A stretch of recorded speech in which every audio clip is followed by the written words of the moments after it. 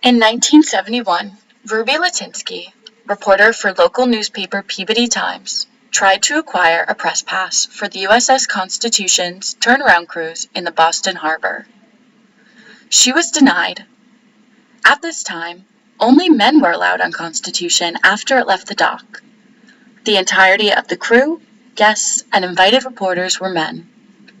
Taking matters into her own hands, Litinsky decided to dress as a man for the June 23rd turnaround.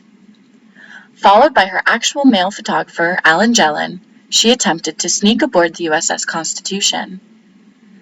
The ship that day had little security for the event, and she made it on.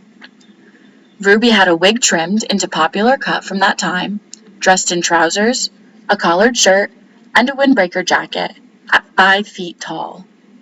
And yet, she managed to pass the guards onto the ship.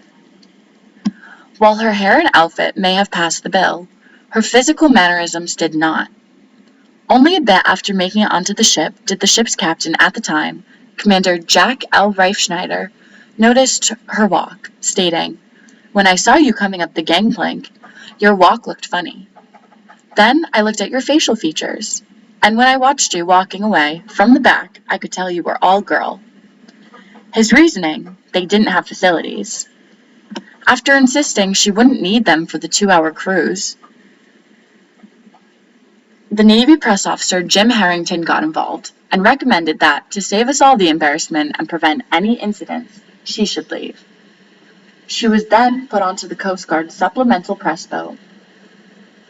Ruby went on to be featured on the front page with her story, "Stern Side View Saves Old Ironsides." Ruby's story's fame did not stop there. After the Boston Globe ran a story on her experience, so too did national newspapers. This comes during the women's liberation movement in the U.S. with calls to end certain obvious inequalities.